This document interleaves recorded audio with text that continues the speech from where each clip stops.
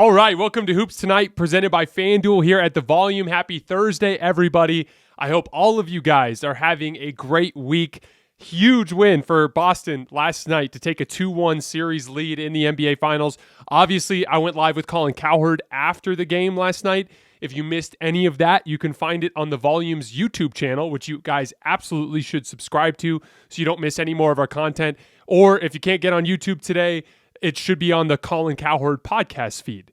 Couple other notes before we get started. Please follow me on Twitter at _JasonLT so you guys can see when I live tweet the games, as well as the little clips that I pull and tweet out while I'm doing my film sessions. And then last but not least, if for whatever reason you miss a part of this show or any of our shows and you don't have the time to get onto YouTube, you can find these shows in their entirety on my podcast feed, which is under Lakers Tonight for the time being on all of your podcast platforms, wherever you get your podcast. So let's get started. We're going to get into the weeds today, a bunch of X's and O's, a bunch of adjustments, particularly some adjustments that I think will help Golden State moving forward in this series. I wanted to start tonight, though, with Boston's big adjustment, which I think was an excellent indicator of their defensive versatility and uniquely with their personnel on this roster. There are good and great defenses all around the league, but there are great defenses that rely a lot on scheming and a lot on effort and focus and attention to detail. And then there are defenses that have that in conjunction with superior personnel down the roster that allows them flexibility to give them more chess moves when they get into series like this. Boston's big adjustment in Game 3 was putting Jayson Tatum on Draymond Green. The Warriors were getting fantastic stuff out of the high pick and roll with Draymond and Steph in this entire series. A huge part of that is Al Horford and Rob Williams, when they're in their drop coverage, have been way too low. And as Steph is coming off of these screens, he's getting wide open threes. It's been a huge part of why he's been so successful in this series compared to some of the other stars that have gone against this Boston defense, which is a tactical thing that I disagree with. And even though they made this adjustment, they still dropped way too often with Horford and Rob Williams, and that is something we are definitely going to get into in detail here later on in the show. But early in the game, that initial switch, putting Jayson Tatum onto Draymond, allowed them to switch that action. The reason why that's so important is because having Draymond Green in the pick and roll with Steph is a problem for most teams because of how good of a passer Draymond Green is. So if you do something like hedge or drop or anything like that and Steph can hit him with the pocket pass, or if you do a trap, if you're trying to just get the ball out of his hands, Draymond rolling down the middle of the floor, he's just too good of a passer and he can cause big problems for you there. We've talked about it on the show, but Draymond's one of the top 10 assist guys in NBA Finals history, in large part because of his ability to work in that spot of the floor out of that particular action. Putting Jayson Tatum on Draymond allowed them just to switch it. Because you trust Marcus Smart on Draymond and you trust Jayson Tatum on Steph, and it allows them to shut that action down. They still got a lot of good stuff out of drop, but they had to do it with Kevon Looney or with other guards, and as a result, it just made it a little bit harder for Golden State to get into Warriors basketball, where you're just seeing the ball just popping around and lots of guys getting wide open layups and dunks and threes and things along those lines. I thought it was a really, really smart adjustment, and once again, it's just an indicator of Boston's defensive personnel and the flexibility that it gives them. Because in order to put Tatum on Draymond, you have to be able to put Al Horford, one of your big men, onto one of Golden State's wings, which is Andrew Wiggins. And Andrew Wiggins did hit a tough step-back jump shot over Al Horford early in the game, but he didn't have a ton of success attacking Al Horford. And that defensive versatility, the ability to put your big on their wing and their wing on your big, gives you just that flexibility. It's a chess move. Again, it's like in these playoff series, it's like you got a hand of cards at the poker table, and you just have more options when you have that type of defensive personnel. Meanwhile, we look over at Golden State, and their big adjustment in Game 2 was taking Draymond Green and putting him on Jaylen Brown because they literally had to, because Golden State doesn't have big enough or physical enough wings and guards to contain both Jayson Tatum and Jaylen Brown, which I have a specific idea that I think might help them there, but I'm going to get to that later on. But that's the difference in that flexibility. They had to take Draymond, their best rim protector, a guy who is vitally important because of their lack of perimeter size with what he can clean up on the back end. They had to take him away from the back end and put him guarding someone on the perimeter, which not only put him in a situation where it was harder for him to help when Jaylen Brown is spotting up, but when Jaylen Brown is attacking off the dribble like he did early in that game, there's nobody behind Draymond Green to help. And that was my second biggest adjustment from Boston. Jaylen Brown's approach offensively. If you guys remember in game 2, the very first 2 touches that Jaylen Brown had were catch early in the clock on the left wing, no advantage, no space, just rise and fire threes. And he made both of them. He was feeling himself. They were beautiful shots, incredible talent, all of that. But it was bad approach. We talked about this a lot in the last episode of Hoops Tonight. Just, the separating results from process. Those were beautiful shots from Brown. They added 6 points in 2 possessions, which is amazing. But he wasn't being intentional about driving to the basket.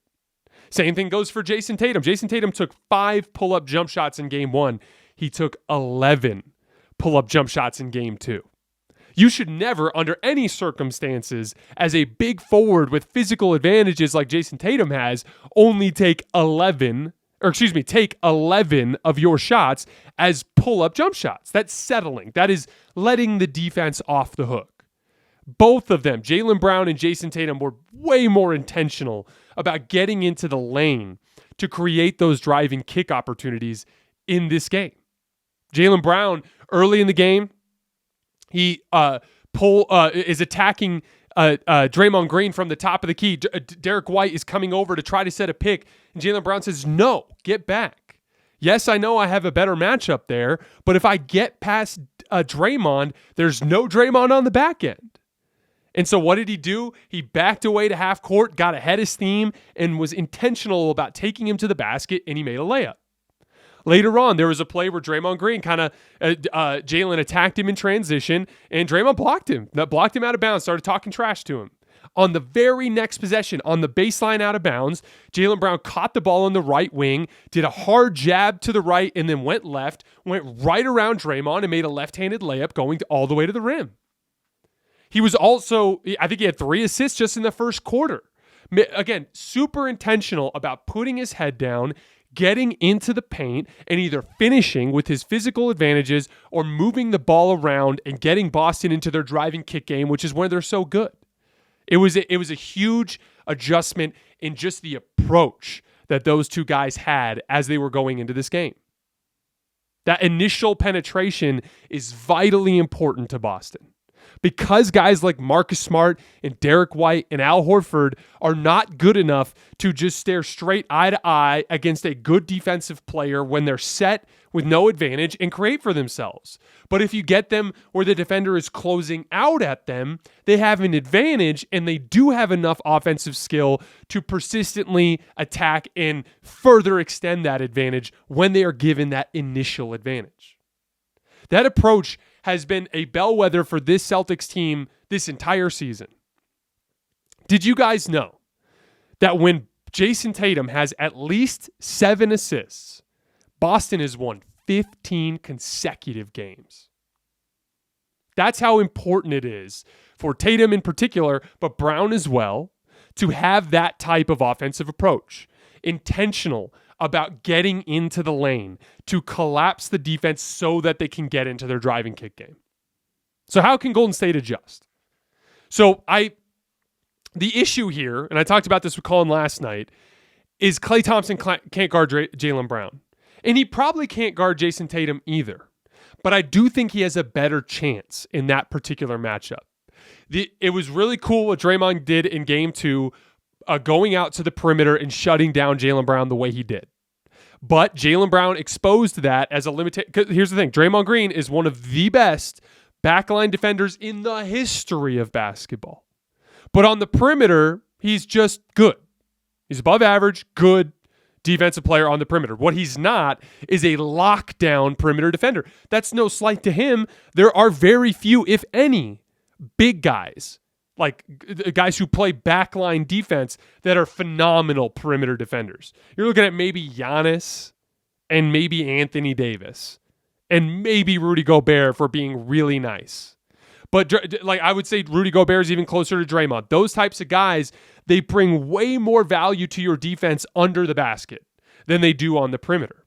So as cool as it was in game 2, I don't think it's sustainable. So I suspect Draymond Green to be back on either Al Horford or on Rob Williams in game 4. So what do you do with the wing matchups? Well, the reason why Jaylen Brown is having so much success against Klay Thompson is Jaylen Brown is your textbook, jacked, big, strong, super quick first step, slashing forward. And he's just not quick enough or big enough or strong enough to survive that matchup. Jayson Tatum is much more of a finesse forward. He is still a slasher, and he still will beat Klay Thompson to the basket sometimes.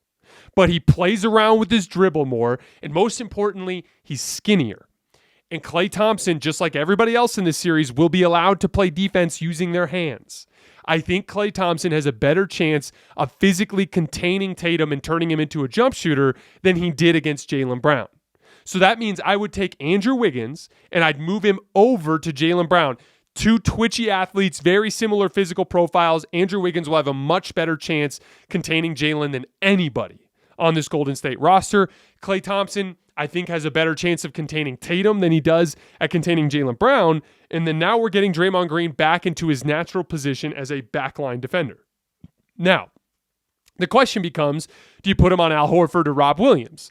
I would put him on Rob Williams. Rob Williams hangs out in the dunker spot for the most part or sets high screens. Draymond Green is an excellent screen and roll defender as the big man, and he's one of the best in the league in drop coverage at stunting up to the ball handler to trick them into thinking he's defending, but then getting back to defend the guy in the dunker spot. I would have Kevon Looney stay home on Al Horford, who's going to be roaming around the perimeter more. It's a little bit more difficult because you don't love the idea of positioning Kevon Looney away from the basket, but I think Draymond Green is a better backline defender, better rim protector.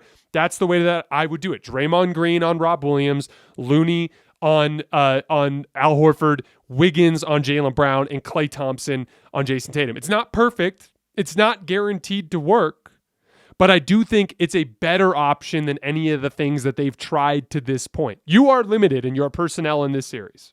Even though you might very well win, and I'm not jumping off the Golden State bandwagon. I picked them in 7, and I think everything comes down to game 4.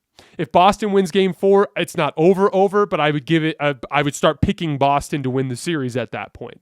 If Golden State wins game 4 with a 2-2 series with 2 of the last 3 games on their home floor, I still feel very confident about Golden State winning in 7. So this series is not over, and I am not changing my pick. But through 3 games, Boston has proven that they have a personnel advantage. Golden State's advantage is up here.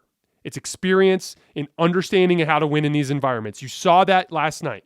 Boston gave up an 8-0 run in 37 seconds. That's something bad teams do. Boston gave up 7 points on a single possession.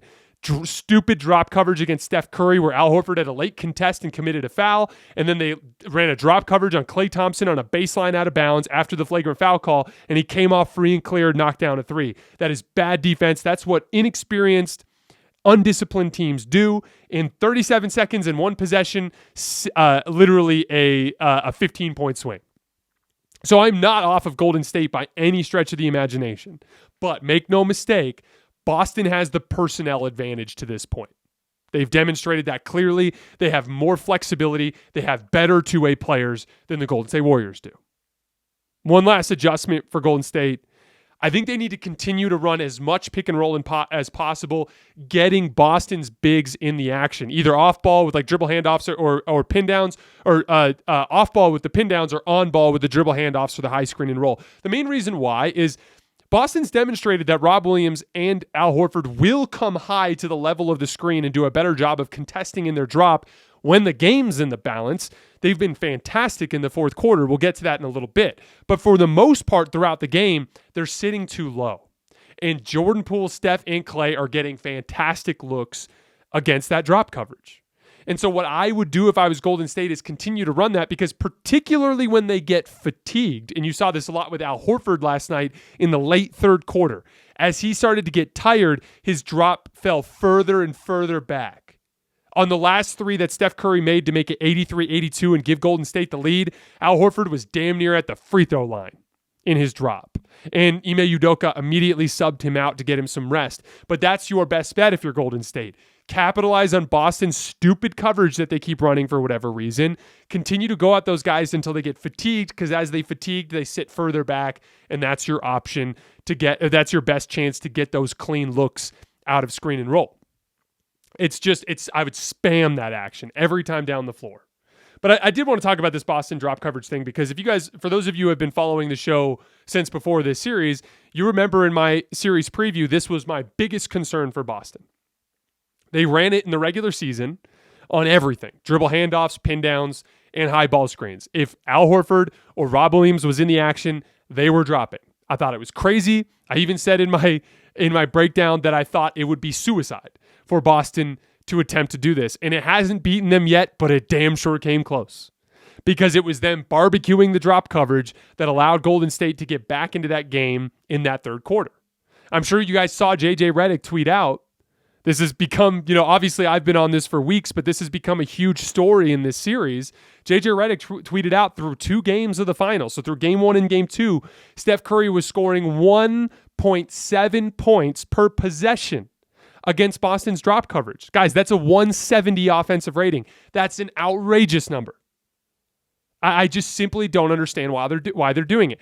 Don't get me wrong, just like it is with every great player in the league. It's like if I asked you how to guard LeBron James, there's not a good option. He's going to beat you in drop coverage. He's going to beat you if you switch. He's going to beat you if you trap. The same goes for Steph. The same goes for all of the greatest players in the game. But there's usually a better option against each guy, right?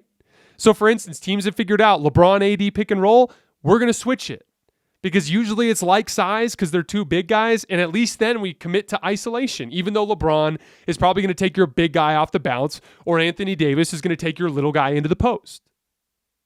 But that's just a better option than some of the other things that if you run drop coverage against LeBron and AD, LeBron's going to pick you apart with pocket passes and lobs to AD or dunk on you himself all night long. And the same thing goes for Steph. If you switch it, he's going to attack your big guy off the bounce in all likelihood, right? If you run drop coverage, he's going to pull up threes all night long. If you come high on the screen, if you run drop coverage at the level of the screen, he's going to hit pocket passes all night long to the Draymond Greens of the world, and they're going to make plays. If you trap him, it's going to be the same thing. So there is no good option, but anything is better. The worst option is running a low drop so that the best shooter to ever touch a basketball can come off of these ball screens wide open every single time. And again, this is the key difference, because you're seeing there's some contest there. Marcus Smart and Derek White are fighting over the top of the screen, and they're applying some back pressure, contesting from behind. And Al Horford and Robert Williams are getting late contests after Steph is already rising up. They're coming up and putting a hand up. But for all of you who are listening who are good shooters, if you're a good shooter, you understand. If you get into your shot and you get your release off, the contest means nothing. It doesn't bother you at all.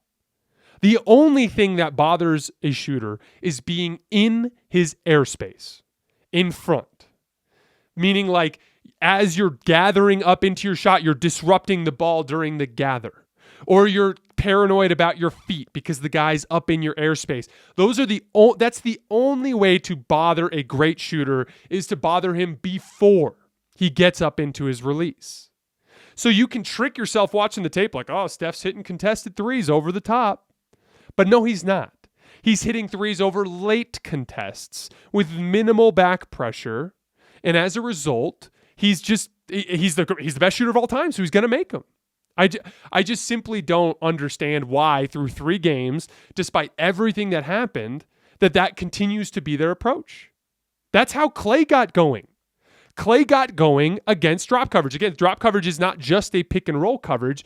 They run variations of drop coverage against off-ball screens. Just imagine, here comes, Kevon Looney down the floor. Rob Williams is on it. Kevon Looney sets a pin down for Klay Thompson in the corner. Rob Williams is sitting way back on the block. So whoever's guarding Klay Thompson, let's say it's Derek White or let's say it's Jayson Tatum or whoever it is, Rob Williams or Kevon Looney sets a good physical screen because this is a physical series and they're letting a lot of physicality go. The guy's getting caught on the screen. Klay Thompson is coming off open. He's coming off open. Rob Williams is not doing anything in that drop. Now, to their credit, in the fourth quarters of this series, when the game's been close enough, they have brought that drop way up higher. And when they've brought that drop up higher, because this is the thing, guys, in order to get that clean look off of a ball screen or a pin down, you have to catch the defender on the screen. And the only way to catch the defender on the screen is to curl it a little bit. Because if you go parallel to the screen, then a good lock and trail defender is just going to be right behind you the whole way. But if you curl around the screen, you give your screener a chance to just kind of stick his shoulder out a little bit just as you're curling and get caught. The ball handler has to come around the screen just a touch. So if your pick and roll defender is up higher, he doesn't have to be all the way up, but if he's up higher, then when that guy curls around, he will curl around and see Rob Williams in his airspace or see Al Horford in his airspace. Then he will be dissuaded from shooting that shot and maybe try to back it out and do something else. But they're only doing that in the fourth quarter to this point, which again, it's worked. You're up 2-1. But my concern is there's a version of this story where Golden State makes a couple more of these shots, or maybe you don't make as many of yours and you don't have an opportunity to be in the game at the end. I'm not a big, and most importantly, Klay Thompson got going. Klay Thompson started making tough shots later in the game. The last shot Steph Curry made was an impossible step back over Grant Williams on a switch. But he made that because he got going. He got his confidence in his rhythm against your drop coverage. Klay Thompson got going and got his confidence in his rhythm against your drop coverage. I just don't understand it. There were a couple plays with Klay Thompson where Jayson Tatum's guarding Draymond Green and he's dropping way back. And Marcus Smart was ducking under picks. He was ducking under picks on Klay Thompson. Klay Thompson got 2 wide open threes in this game and made both of them against Marcus Smart ducking under picks with Jayson Tatum, whoever it was, dropping off the ball. It's just inexcusable for one of the best defenses that I've ever seen, especially against a guy like Klay, who's not exactly slashing to the rim all game long. So what I would do if I was Boston, now you guys know how I feel. If you've listened to my show before, you know how I believe in switching. I don't care if Steph makes a tough step back 3 over Grant Williams. He's going to make a bunch of those. He's one of the best players to ever play the game of basketball. But it's a lot harder. It takes a lot more effort to get enough separation. It's fatiguing, and most importantly, it stagnates their offense. So that's the approach that I would take. I don't think Boston's going to do that. What I expect them to do is to continue to drop. And if that's the case, you have to drop higher. Your defender has to be up at the level of the screen if you're going to have any chance. If they do that in game 4, if they drop at the level of the screen, I think they will have their first game in this series where they get all of the Splash Brothers to play poorly. But I figured they would have learned that lesson in game 1. I thought they would have learned that lesson in game 1. They didn't. I thought they would learn that lesson in game 2. They didn't. And they got burned by it in game 3 again. It just didn't cost them the game.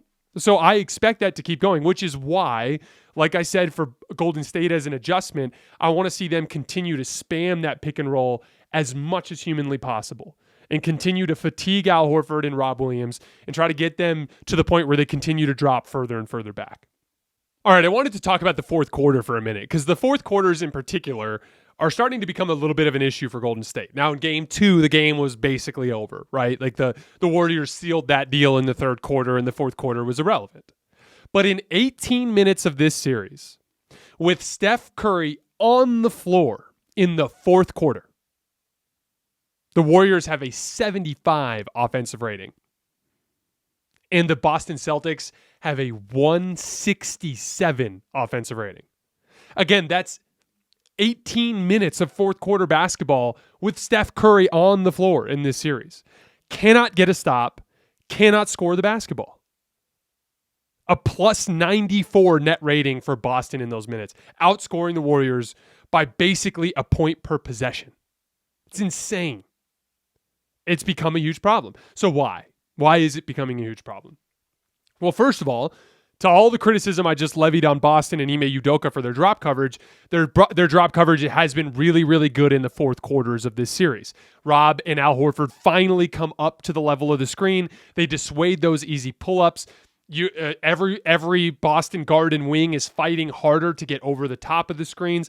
Tatum and Brown in particular were flying around making plays. There was a massive block from Jaylen Brown on Klay Thompson where Klay got a step on him, and Jaylen just had an outrageous recovery defense play to block him out of bounds. Jayson Tatum had a play where he was, I believe he was guarding Steph, if I remember correctly, but he was off ball, and he noticed that Klay was coming off of an off-ball screen, and the drop was too low. Rob was way out of the play on this one. He was down almost by the charge circle. I think he was helping on a different rotation before that play.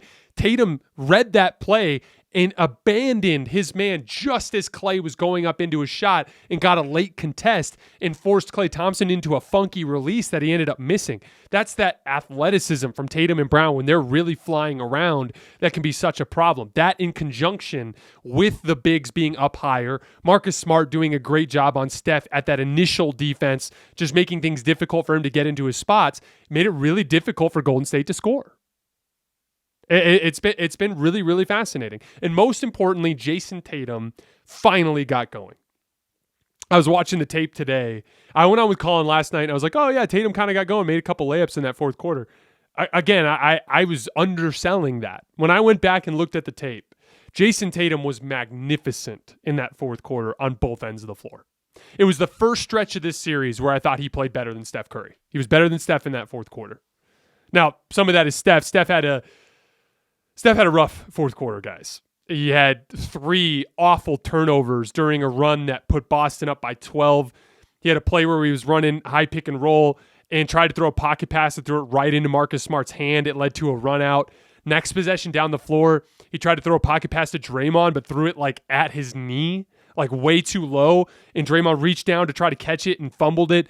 Boston went down again. They actually ended up getting a stop on that one. Steph got the rebound and threw the ball away on a full court outlet pass that Rob Williams stole. And Boston went down and scored, called a timeout. They're up 12. Game's basically over. Now, Steph has been magnificent in this series. He's been by far the best player. But he wasn't good enough in that fourth quarter. It was the first time Tatum outplayed him, and they lost an opportunity to win a game on the road when they went into the fourth quarter only down 4. And that's something that might end up haunting them later on in this series. But Tatum, just relentless getting into the basket, driving and kicking to players. He had 8 points and 2 assists in the quarter, but he had a couple of hockey assists as well where he created that initial advantage and swung the ball around.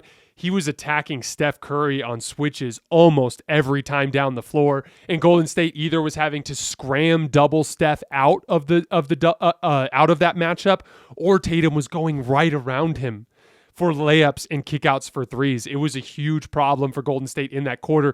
That combination of Tatum outplaying Steph in that quarter, Steph throwing the ball all over the place, turning it over, Boston's bigs being higher in their drop, Tatum, Brown, and Smart flying around making defensive plays led to what has been 2 through 3 games, an incredibly dominant performance from Boston in these fourth quarters. Again, in the fourth quarters of this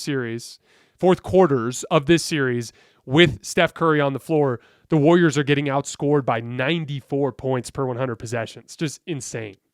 One last note before I get into I'll just rip through the adjustments real quick, and then I have one last note on Golden State's personnel. You guys know I like to track half-court offense. It's a great stat that I can get from cleaning the glass.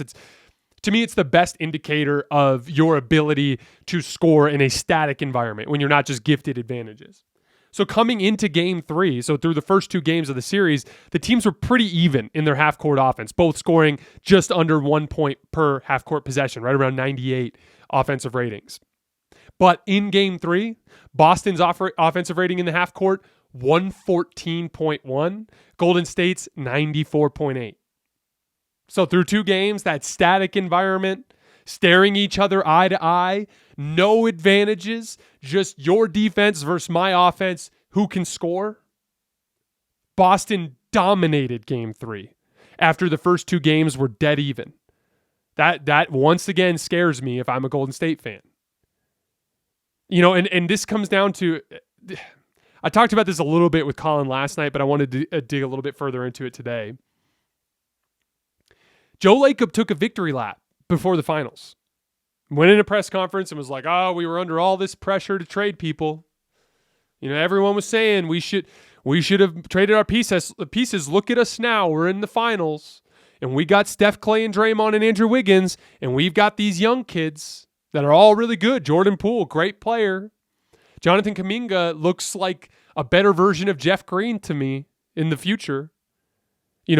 Moses Moody, textbook 3-and-D player. James Wiseman, who the hell knows what he's going to be, but he's probably going to be pretty good at least. He's a number 2 overall pick. He might not be an all-star, but he's probably going to be on the low end, a very good two-way center, right? They've got all those young guys. Here's the problem. How many of them are playing in this series? Jordan Poole. That's it. So you basically have your future, your trade assets, whatever you want to call them, are useless in this series.